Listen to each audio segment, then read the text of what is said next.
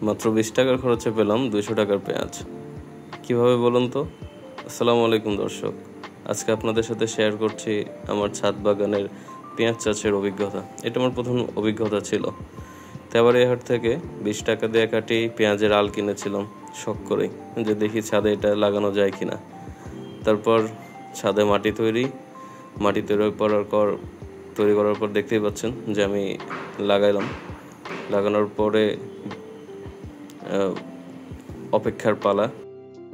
দেখতেই পাচ্ছেন এটা পেঁয়াজ লাগানোর পরের দিন সকালের অবস্থা। মাটিতে পানি দিয়ে একদম ঠিকঠাকভাবে রাখা আছে। তো এই তো এখন মোটামুটি 1 মাস পর এখন স্বাস্থ্যবান হয়ে গেছে আমার গাছগুলা। সাথে মাঝখানকে ফাঁকা রেখে ভাবলাম যে এখানে কিছু ডাঁটা শাক বুনে দিই। তো ডাঁটা শাকও এখানে বুনে দেওয়া হয়েছিল। তারপর এই তো অপেক্ষার পালা শেষ। গত 16 এপ্রিলের দিকে আমরা পেঁয়াজ গাছ দেখে বুঝতে পারলাম যে পেঁয়াজ হয়ে গেছে। তো আমরা পেঁয়াজ উত্তোলন করা শুরু করলাম। তো পেঁয়াজ উত্তোলন করতে করতে একটা জায়গায় একটা অভিজ্ঞতা হয়েছে যে এখানে আসলে ঝুরঝুরে মাটি বা বালু মাটি যেটাকে বলে, সেই মাটিটা বেশি প্রয়োজন। তাহলে পেঁয়াজগুলো এক্সপ্যান্ড করতে পারে, পেঁয়াজটা একটু বড় সড়ো হয়।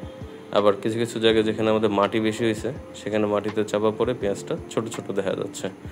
এই যে কিছু কিছু এতটাই ভিতরে ঢুকে গেছে যে দাউলি দিয়ে খুঁড়ে তুলতে হয়েছে, তাছাড়া মাথাটা কেটে যাচ্ছিল বারবার।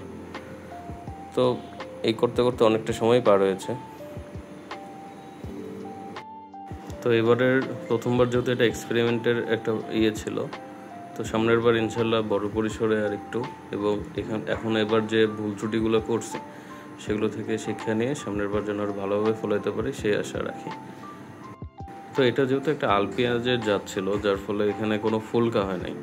ফুলকাওয়ালা পেঁয়াজও আমার বোন আর আম্মু লাগাইছিল, যেটা পেজের ভিডিওতে এর আগে দেখবেন। ওটা খুবই ছোট, অল্প পরিসরে ছিল।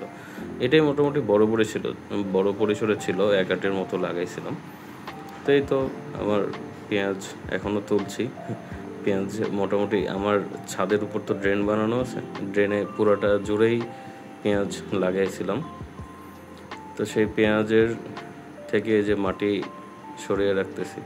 তারপর পেঁয়াজ তোলার পর এটাকে শুকানোর জন্য করে আমরা এই যে পেঁয়াজের মুড়িগুলো রেখে দিয়েছিলাম যেন এটা শুকায় নিতে পারি। তো একদিন ধরে আমরা ছাদে রোদের মধ্যে রাখছিলাম যেন পুরোটা শুকায় যায়।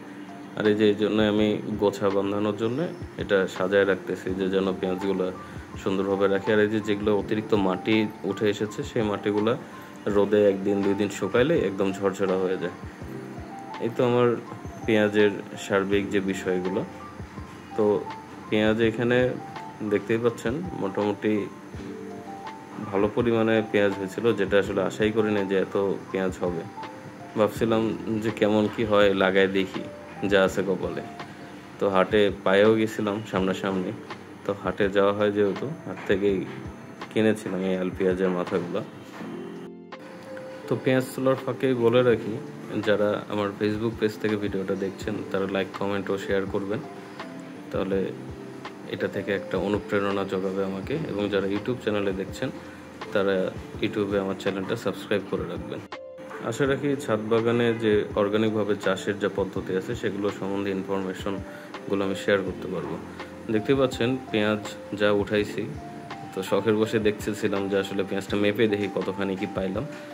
তো পেঁয়াজ মাপার সময় যেটা আমরা খেয়াল করে দেখলাম যে পেঁয়াজের পরিমাণ হয়েছে প্রায় 3.5 কেজি, মানে 3 কেজি 450 গ্রাম যদি একদম অ্যাকুরেটলি বলি, যার জন্য একদম বলা যে 3.5 কেজি। এই হলো, আলহামদুলিল্লাহ।